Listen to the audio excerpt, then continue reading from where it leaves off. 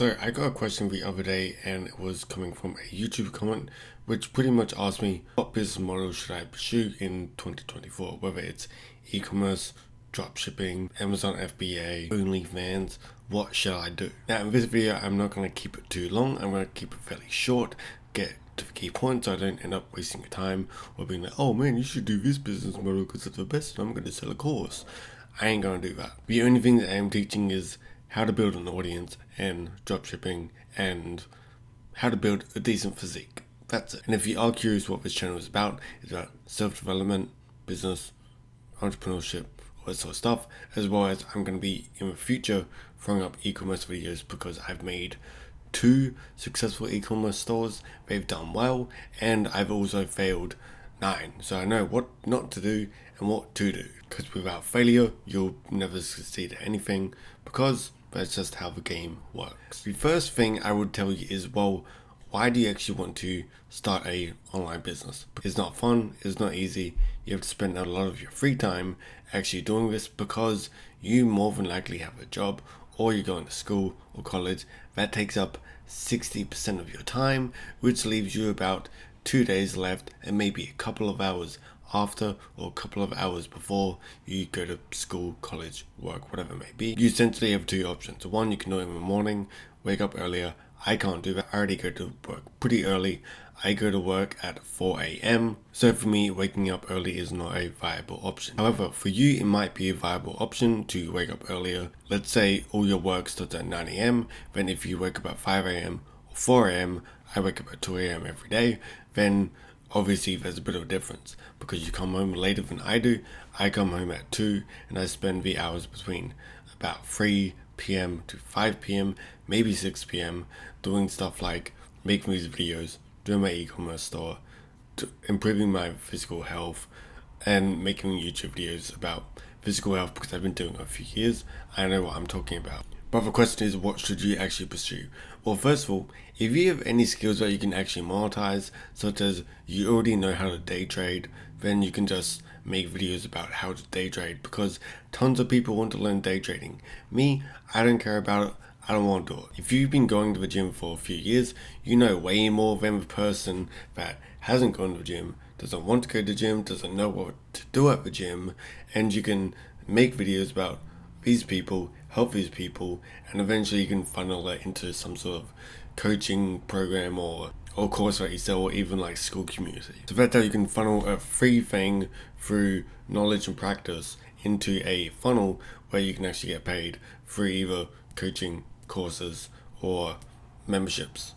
Memberships are pretty cheap, for only $20, $40, $60, depending how you want to price it. Courses are genuinely between $500 all the way up to $3,000. Then one-on-one coaching is generally more expensive, but a shorter time period. Like for example, if you wanted one-on-one coaching from me, then I would charge you $1,000 for a single month, where it's broken up into 4 different segments. So week 1, week 2, week 3, week 4. That's how I would personally split it up. But there's longer mentoring. Some people do 3, 6, 12 months. Obviously you would charge higher prices, or you would charge a monthly retainer to keep people on for a longer duration of time. But if you have no skills whatsoever and you got no idea what to do, and someone asked me specifically about doing e-commerce, like, oh, I'm getting a new laptop, should I do e-commerce? Well, first of all, the question is, do you actually have money to do e-commerce? It's not free. You have to pay for a store. That can get expensive because that's a monthly expense you have to pay each and every single month. And you've got the store itself, which is about $30, $35. Then if you've got add-ons in your store, that could be additional $10, $20, $30, or even $40, depending what ones you get. You don't need all of them, you only need a few. Currently, I'm paying about $100 a month to keep my store up and running, because I pay for the shop itself and 2 add-ons that help with conversion rates, because picture image quality matters a lot, especially when a customer is first seeing the product. If you're trying to sell something like this phone case, for example, if you've got a phone casing store like Casetify or something, if you've got bad product images of this, then no one's going to buy it. They're going to go somewhere else, like this store called Timmy's Store, and they sell this product, they take good pictures, they act like they care about their product, and they actually take care of their customer service, these people are far more likely to buy than these people, even though it might be the exact same thing. It comes down to the quality of the pictures, the copywriting, and your customer care, because customers want to be cared about, as well as if a product is genuinely good. I'd much rather buy a high quality phone case, spend more money, than buy a low quality phone case, which I've done before. I've bought $10, $20 phone cases, and they break in like 1 or 2 months, or their actual plastic starts ripping off, and it's not a good experience because I have to go and buy a new phone case. And then after you've actually paid for your store, you have to understand that you have to actually go and run advertisements eventually, either through Facebook or through TikTok. TikTok is cheaper, but it's harder to sell to that particular demographic. I'm not saying it's impossible, but between TikTok and Facebook ads tend to be more mature than TikTok ads, because TikTok ads, it needs to be very snappy, quick, and it needs to get your attention very, very fast.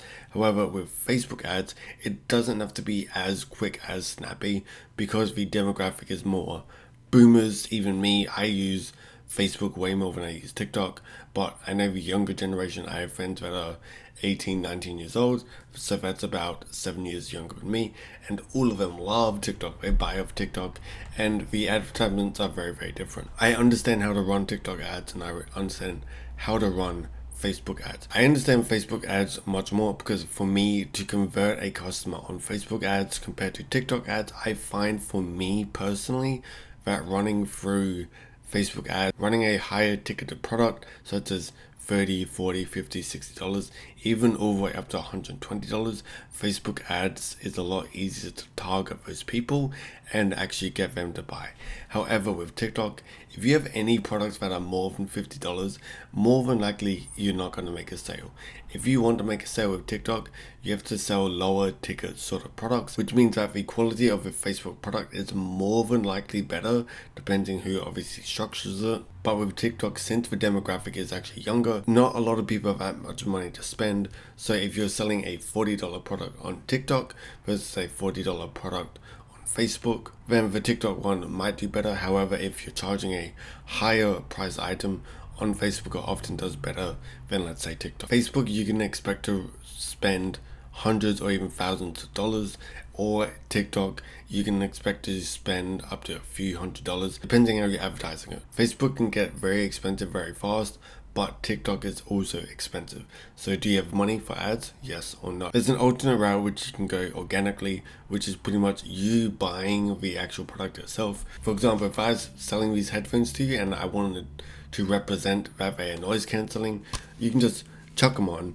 You can have someone yell at you. Like right now, my voice is muffled. You can have someone yell at you, and you can be like, obviously you would make the quality of a video way better, but the person yelling represents that you can't hear them, represents that you have noise cancelling headphones that may actually work, because some dude just yelled at you and you can't hear them, so therefore they work.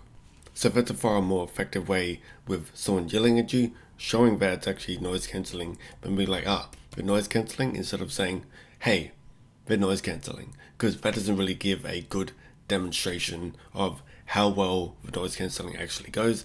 Therefore, if a demonstration, like someone yelling at you, you not being able to hear it, that's a far better demonstration than being like, yo, on the box it says noise cancelling, Instagram, all that sort of stuff. But to do that, you also need to know how to market a particular product. Every single product is different, and the demographics between Facebook, which is a more mature audience, the way you would advertise to them is different to the way you would actually advertise towards people on TikTok. And even before you actually sell products, what you need to learn is that some products are oversaturated, like genuinely oversaturated. Like when the hoodie first launched, I was like, oh, that's a cool thing. It's like a blanket hoodie sort of thing. I thought it was cool. I never bought one because, back then I was broke, so I couldn't afford it. But Audi is now doing really, really well. However, since Audi is now doing really, really well, other people are trying to replicate what Audi did, but it's very difficult for them to do it because it's already landed its mark within that particular niche. So you have to be very careful with products that you're trying to find. To find if they're oversaturated or not, you have to look at the market, as well as you have to listen to people who are smarter than you, such as maybe me. maybe other people in the e-commerce space, but if you're learning at level 0 or level 1, then learn from people that are smarter than you. Learn from people that are on level 2, 3, 4, 5. Then eventually you can go up in the ranks with these people, as long as you're willing to learn between people that are doing better than you or people that you can just learn from because they've done what you're trying to do. So in a nutshell, I would say if you're starting to learn e-commerce, then study videos, ask me to do videos for you, or just buy a course, hire someone to mentor you if you've got the money for that. It gets expensive, but it does help. All the stuff that I've learned is literally through YouTube and a course. That's how I did it. For you, you might honestly just need YouTube and you're doing fine with that. But I wanted to put real money towards the line because I didn't want to lose my money, and that fear factor of me losing my money is what perpetuated me more than just watching a few YouTube videos, because it's free. You've got no skin in the game, so therefore it's like, oh, it's free. It only cost me 1 hour of my day to learn this thing. But if you spend $1,000 on a course, or me, I spent $3,000 on a course, it's like, I don't want to really lose that $3,000. So what I need to do is make a e-commerce store, learn it, do it myself, then fail, win, eventually win, to the point where I at least make my money back. However, that's my mindset when I go buy courses or I go buy coaching programs. To summarize this video, it's pretty much like this. If you've already got skills such as you know how to lose weight or gain weight or bulk up or lose fat or whatever, you can make videos about that. And after you've made videos about that, you can funnel it into either a online coaching program, a course, or a subscription-based model such as on school or on Discord for a monthly retainer fee. But if you've got no skills on the other hand, then learn something. If you want to do e-commerce, understand that it costs money. You have to find suppliers, you have to know how to build a store, you have to know consumer psychology with that particular product, then you have to learn how to do Facebook ads or TikTok ads or be organic. One is paid, one is free, and eventually market that product.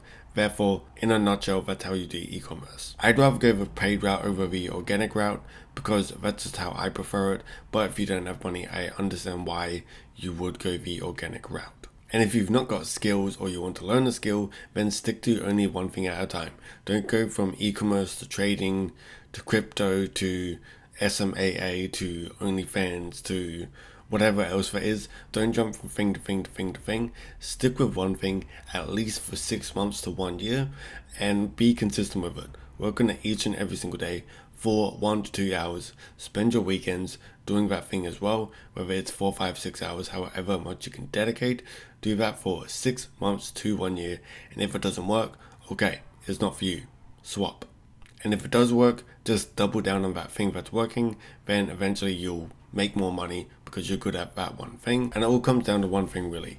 You don't have all the money in the world. Your customers have your money. So the way you make money is you sell something, customers give you money, that money comes to you, you have money, the customer bought a particular service or product, you offer a bigger, better service to customers, you get more customers, which means you get more money, then rinse and repeat, rinse and repeat, rinse and repeat. This is how anything works. Apple requires that debt pays for the workers to create the iPhone. They sell the iPhone for a couple $1,000s. They make millions and millions and millions and millions of dollars from customers' money. Therefore, it pays all their staff and the company makes money. That's essentially how it works. Customers have your money, sell something, customers give you money, give them a service or a product. They're happy with what they got. You got your money, you all win. Hopefully this helps.